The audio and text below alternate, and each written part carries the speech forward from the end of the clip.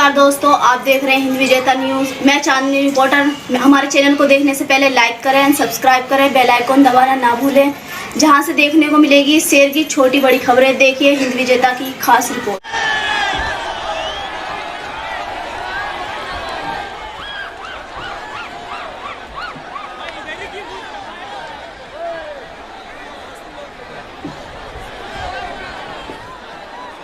भारत माता की,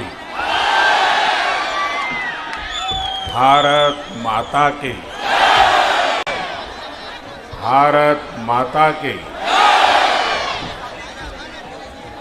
नमस्कार, आपनारा केमन आছেন? जय जोहार, जय गोराम, बीधिरी,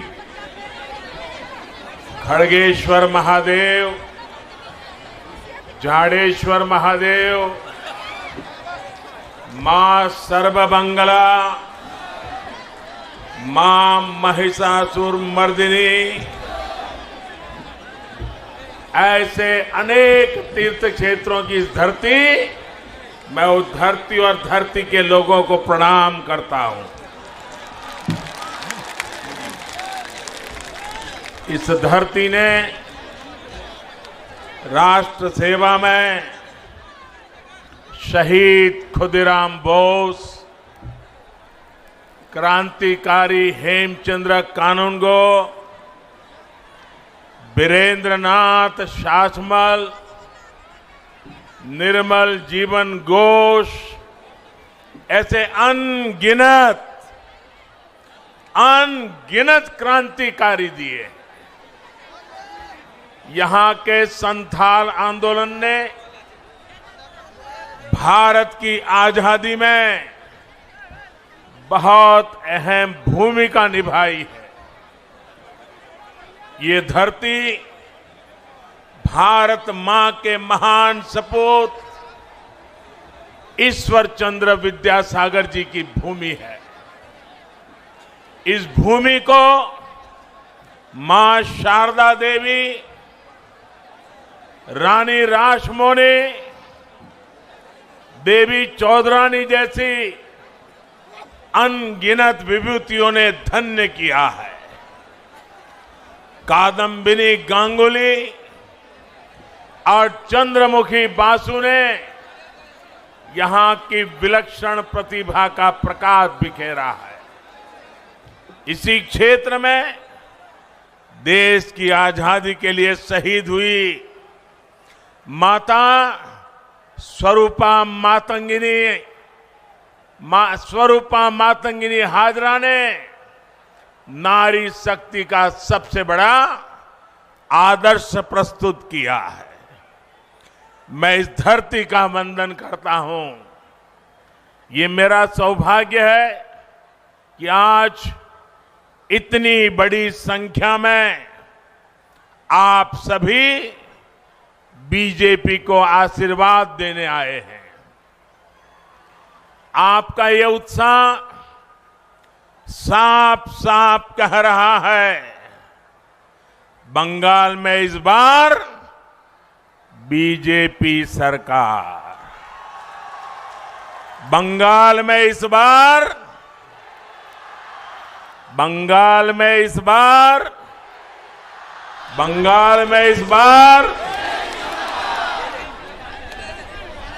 साथियों, ये मैं क्यों कह रहा हूं कि इस बार बीजेपी सरकार? बंगाल के उज्जवल भविष्य के लिए इस धरती पर हमारे 130 के करीब कार्यकर्ताओं ने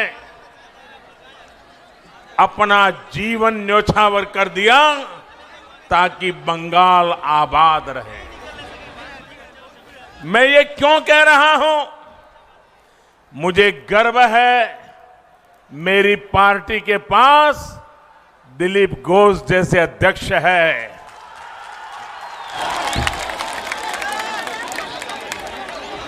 आज पार्टी को जिताने के लिए पिछले कई वर्षों से दिलीप घोष न चैन की नींद सोए हैं, न दीदी की धमकियों से डरे हैं। उन पर अनेक हमले हुए, उनको मौत के घाट उतारने की कोशिशें हुई, लेकिन वह बंगाल के उज्जवल भविष्य का प्रण लेकर के चल पड़े और आज पूरे बंगाल में नई ऊर्जा भर रहे हैं। और इसलिए मैं कह रहा हूं कि इस बार बीजेपी सरकार, साथियों, खड़गपुर के इस क्षेत्र में मिनी भारत की झलक मिलती है। भारत की विविधता, अलग अलग भाषाओं, बोलियों की ताकत यहां देखने को मिलती है। खड़गपुर का इतना लंबा रेलवे प्लेटफॉर्म भारत की पहली आईआईटी इस भूमि का गौरव बढ़ाते हैं। भारतीय रेलवे को मजबूती देने में यहां के लोगों का बहुत बड़ा योगदान रहा है। इस ऐतिहासिक भूमि पर मैं आप लोगों को असोल परिवर्तन का विश्वास दिलाने आया हूं। असोल परिवर्तन। आपने कांग्रेस के कारनामे देखे हैं,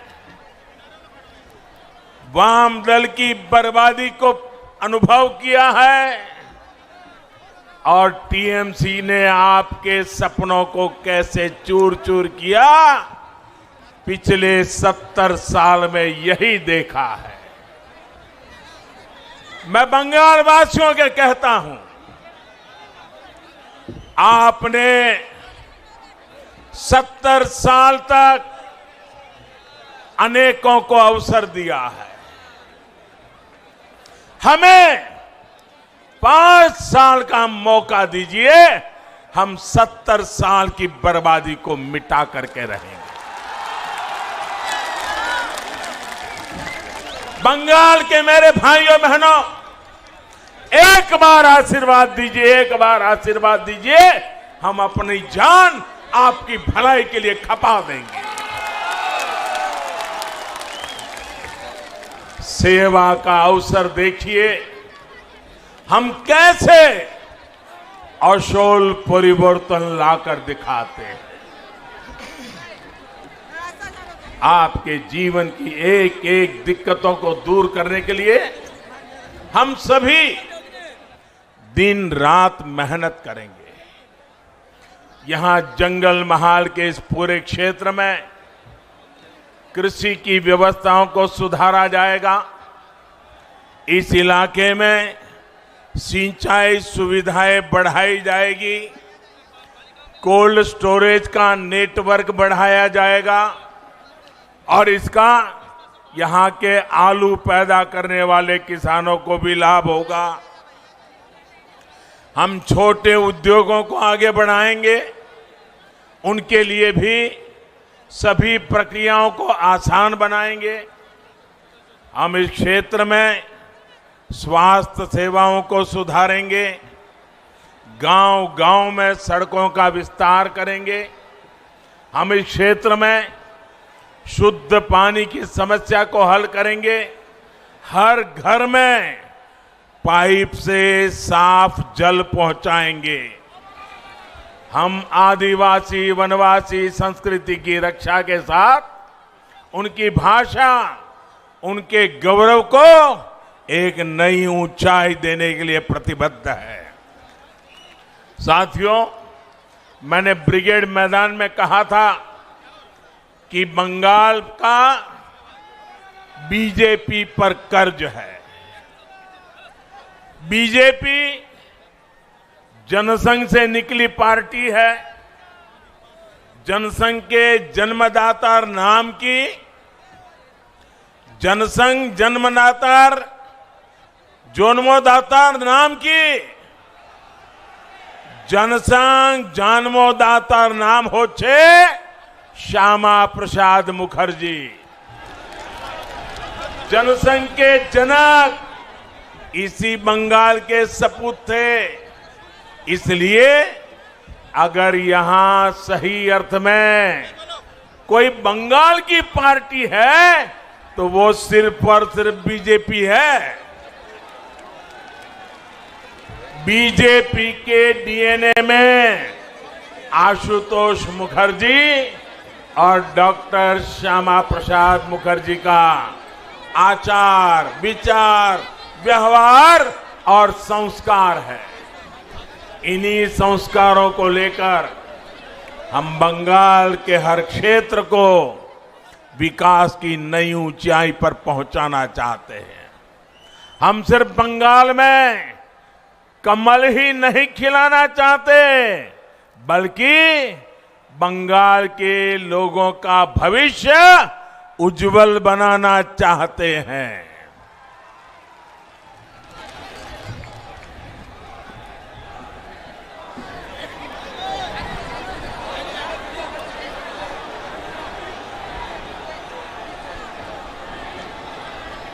साथियों, जहां जहां राज्यों में बीजेपी सरकारें हैं, वहां केंद्र और बीजेपी की राज्य सरकार मिलकर के डबल इंजन की ताकत के साथ जनता जनार्दन की सेवा में लगे हुए हैं। आप मुझे बताइए, अगर कहीं कोई गाड़ी, कोई बस कीचड़ में या गड्ढे में फंसी हो, अगर उसको बाहर निकालना हो तो सारे पैसेंजर नीचे उतर करके एक दिशा में धक्का मारते हैं कि नहीं मारते हैं?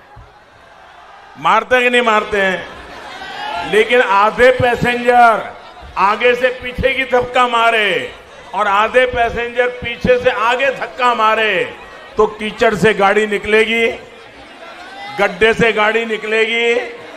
सबको एक ही दिशा में करना होगा ना। बंगाल में भी दिल्ली की ताकत और बंगाल की ताकत, दोनों इंजन एक दिशा में लगेंगे, तब जाकर के बंगाल ये बर्बादी से बाहर निकलेगा। हम सबका साथ, सबका विकास और सबका विश्वास के मंत्र के साथ काम कर रहे हैं। लेकिन यहां पश्चिम बंगाल में दीदी,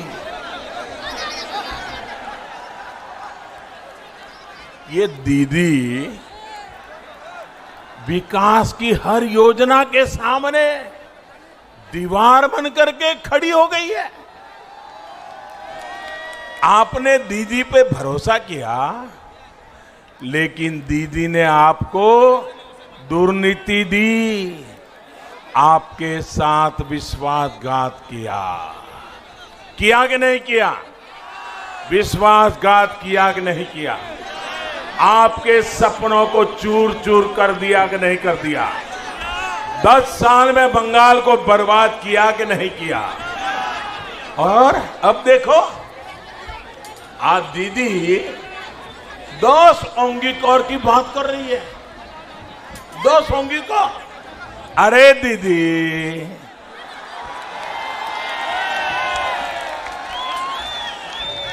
बंगाल के लोगों ने आपको 10 साल सेवा का अवसर दिया था, लेकिन आपने उन्हें लूट मार से भरे 10 साल दिए। आपने उन्हें 10 साल का भ्रष्टाचार दिया। आपने उन्हें 10 साल का कुशासन दिया। साथियों, आप मुझे बताइए, यहां केंदू पत्ता बेचने के लिए भी कट मनी देना पड़ता है या नहीं देना पड़ता है? कट मनी देना पड़ता है कि नहीं देना पड़ता है? आदिवासियों को भी देना पड़ता है कि नहीं देना पड़ता है, गरीब को भी देना पड़ता है कि नहीं देना पड़ता है, मजदूर को भी देना पड़ता है कि नहीं पड़ता है। बंगाल में ये कटमनी का सिस्टम बंद होना चाहिए कि नहीं होना चाहिए, ये बर्बादी जानी चाहिए कि नहीं जानी चाहिए। साथियों, आप में से कुछ लोगों को शायद पता होगा, कल रात को 50-55 मिनट के लिए व्हाट्सएप डाउन हो गया, फेसबुक डाउन हो गया, इंस्टाग्राम डाउन हो गया। लोग अधीर हो गए, चिंता में पड़ गए, सबके मन में सवाल खड़े हो गए। 50-55 मिनट के लिए हुआ था, लेकिन सबको हो रहा था क्या हो गया। लेकिन भाइयों बहनों, दुनिया में तो 50-55 मिनट ये सोशल मीडिया की कुछ चीजें डाउन हो गई। यहां बंगाल में तो 50-55 साल से विकास ही डाउन हो गया है, विश्वास ही डाउन हो गया है, सपने ही डाउन हो गए हैं, संकल्प भी डाउन हो गए हैं। मैं आपकी अधीरता समझ सकता हूं। भाइयों और बहनों, पहले कांग्रेस, फिर लेफ्ट और अब टीएमसी ने बंगाल के विकास को अवरुद्ध करके रखा है। दीदी का भी ट्रैक रिकॉर्ड दलित, आदिवासी, पिछड़ों का हक छीनना, दलितों का हक छीन लेना, आदिवासियों का हक छीन लेना, पिछड़ों का हक छीन लेना, गरीबों का हक छीन लेना और वोट बैंक की राजनीति के लिए तुष्टीकरण करते रहना, यही इनका खेल चला है। दीदी ने बंगाल के युवाओं के, यहां की युवा पीढ़ी के बहुत कीमती 10 साल छीन लिए हैं। दीदीर पार्टी होच्छे निर्ममतार पाठशाला। दीदीर पाठशालाते सिलेबस होच्छे तोलाबाजी।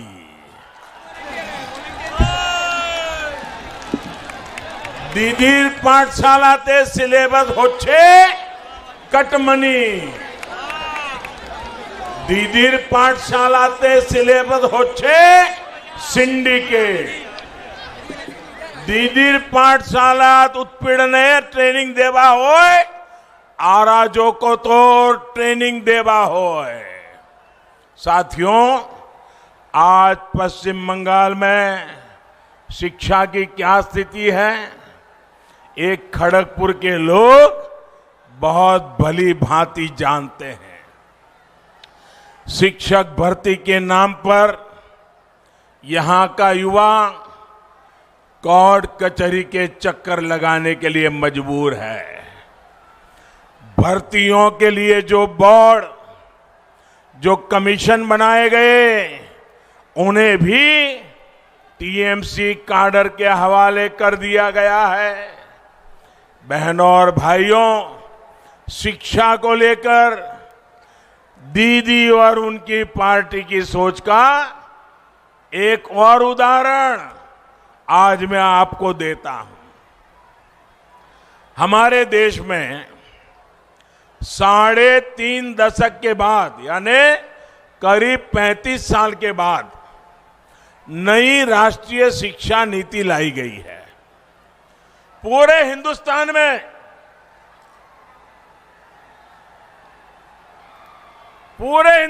में ये नई शिक्षा, राष्ट्रीय शिक्षा नीति की तारीफ हो रही है और इसका मकसद है 21वीं सदी की जरूरतों के अनुसार शिक्षा में बदलाव हो। राष्ट्रीय शिक्षा नीति में शिक्षकों की ट्रेनिंग से लेकर स्किल अपग्रेडेशन तक अनेक प्रावधान किए गए हैं और इसकी एक प्रमुख बात है स्थानीय भाषाओं में पढ़ाई पर बल।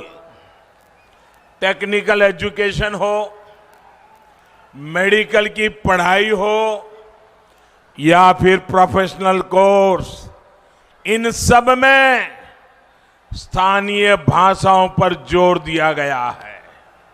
हम चाहते हैं कि गांव और गरीब का बच्चा और भी आसानी से डॉक्टर, इंजीनियर, मैनेजर, किसी कंपनी का सीईओ बन सके। आप मुझे बताइए भैया, गरीब का बच्चा भी डॉक्टर बनना चाहिए कि नहीं बनना चाहिए?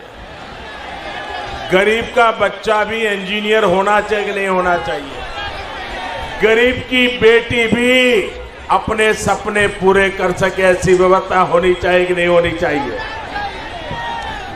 लेकिन भाषा के कारण उसके सपने चूर चूर हो जाते हैं। हमने कहा है गरीब का बच्चा भी डॉक्टर बन सके, उसलिए उसकी भाषा में हम पढ़ाएंगे और उसको डॉक्टर बनाएंगे। लेकिन दीदी को तो इसका भी विरोध है। दीदी की सरकार नई राष्ट्रीय शिक्षा नीति को लागू करने में मना कर रही है, आना कर रही है। दीदी को पश्चिम बंगाल के लाखों युवाओं के भविष्य की, उनके कैरियर की कोई चिंता नहीं है। मैं बंगाल के नौजवानों को भरोसा देता हूं। मैं बंगाल की माताओं बहनों को भरोसा देता हूं। मैं बंगाल के दलितों को, बंगाल के आदिवासियों को, बंगाल के पिछड़े लोगों को, बंगाल के गरीब लोगों को आश्वासन देना चाहता हूं। अब दीदी को बंगाल के युवाओं के भविष्य के साथ नहीं खेलने दिया जाएगा। वो कहती रहे खेला होवे,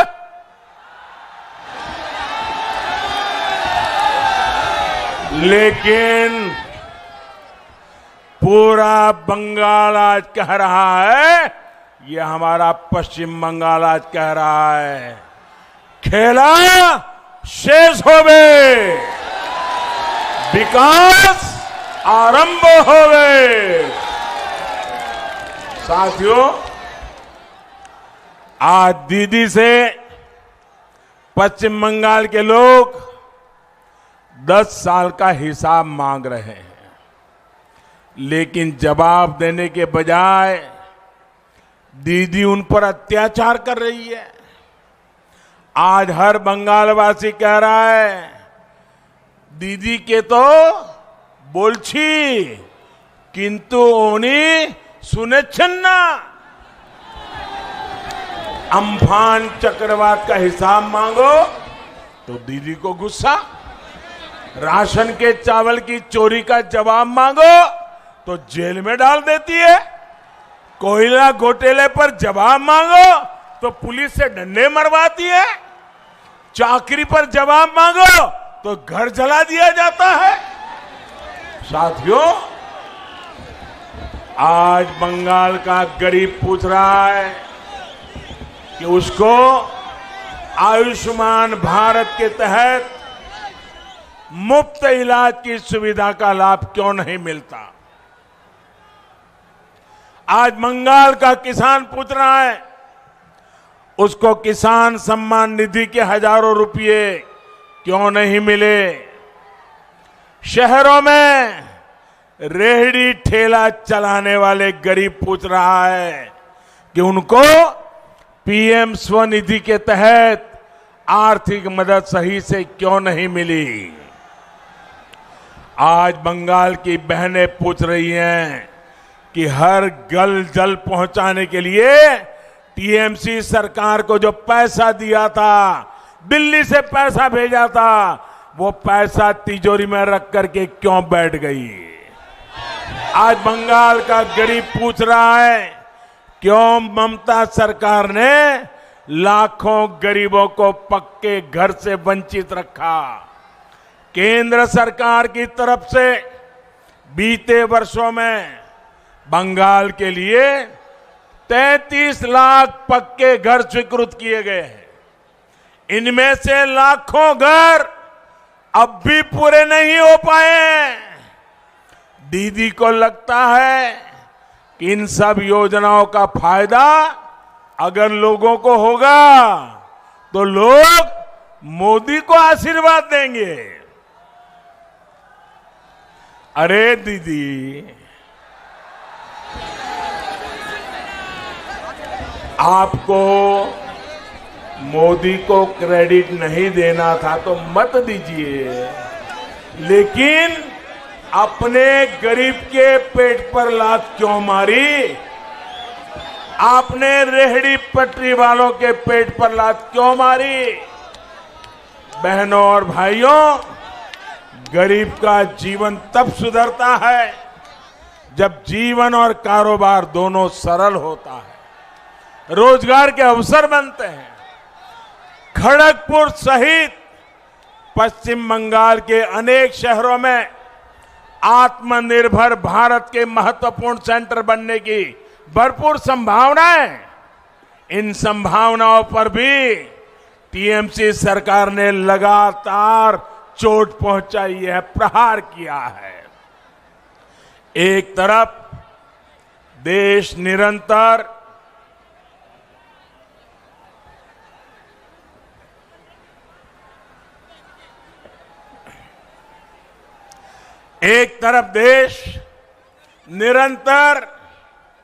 सिंगल विंडो सिस्टम की तरफ बढ़ रहा है। सरकार के अंदर सिंगल विंडो सिस्टम इसलिए ताकि कारोबारी को, उद्यमी को यहां वहां भटकना न पड़े। लेकिन पश्चिम बंगाल में एक अलग तरह का ही सिंगल विंडो सिस्टम बना दिया गया है। यहां एक अलग प्रकार का सिंगल विंडो है। बंगाल वालों को पता है, देशवासियों को अभी पता नहीं है इसका। ये सिंगल विंडो क्या है? बंगाल में सिंगल विंडो है भाइपो विंडो। बंगाल में कौन सा सिंगल विंडो है? बंगाल में कौन सा सिंगल विंडो है? भाइपो विंडो। बंगाल में कौन सा सिंगल विंडो है? पश्चिम बंगाल में इस विंडो से गुजरे बिना कुछ नहीं हो सकता। पिछले 10 साल में तृणमूल सरकार ने हर वो काम किया जो यहां रोजगार और स्वरोजगार के अवसरों को खत्म करने वाला था, रोकने वाला था। तृणमूल के वसूली गिरोहों, सिंडिकेट के कारण अनेक पुराने उद्योग बंद हो गए। यहां सिर्फ एक ही उद्योग चलने दिया गया है। कौन सा उद्योग? माफिया उद्योग। कौन सा उद्योग? कौन सा उद्योग? माफिया उद्योग। सुवर्ण रेखा नदी पर और कसवती नदी में अवैध खनन के तार कहां से जुड़े हैं, ये यहां का बच्चा बच्चा जानता है। बंगाल में बीजेपी सरकार आने के बाद इन सभी पर सख्त कार्रवाई होगी। कानून का राज स्थापित किया जाएगा। साथियों, बाबा साहब आंबेडकर के बनाए संविधान ने प्रत्येक भारतीय को वोट की आजादी दी है। बाबा साहब आंबेडकर ने हम सभी देशवासियों को ये अनमोल ताकत दी है। लेकिन बंगाल में ममता दीदी वोट करने की आपकी ताकत को छीनती रही है, लूटती रही है। 2018 में पंचायत चुनाव में जिस तरह दीदी ने आपके अधिकारों को कुचला, वो दुनिया ने देखा है। जिन लोगों को संविधान ने के आपके इस अधिकार की रक्षा की जिम्मेदारी दी है, वही लोग बंगाल में लोकतंत्र के लिए खतरा बने हुए हैं।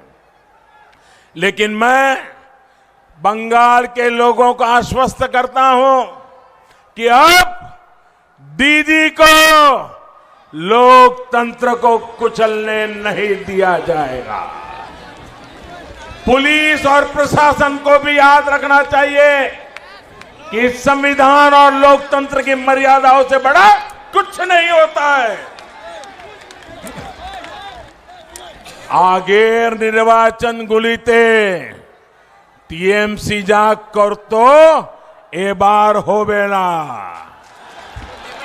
আপনারা আশ্বস্ত থাকুন, সবাই একসঙ্গে রক্ষে দাঁড়ান, নির্ভয়ে ভোট দেন। পশ্চিম বাংলার এতিত ফিরিয়ে আনার জন্য আমরা बद्धपरिकर। साथियों, पश्चिम बंगाल को अब पढ़ाई, कमाई, दवाई, सिंचाई और सुनवाई सुनिश्चित करने वाली सरकार चाहिए। भाजपा की डबल इंजन सरकार चाहिए। केंद्र सरकार के प्रयास पूरी तरह से तभी जमीन पर उतर पाएंगे जब यहां भी भाजपा की सरकार बनेगी।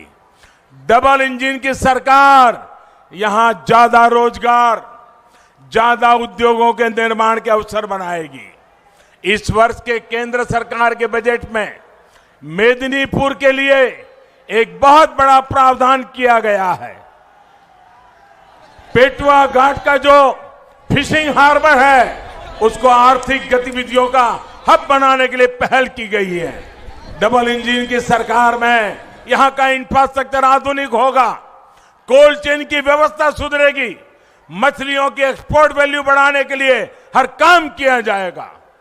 इससे यहां मछली पकड़ने और इसके व्यापार से जुड़े लोगों, सभी साथियों को बहुत लाभ होगा।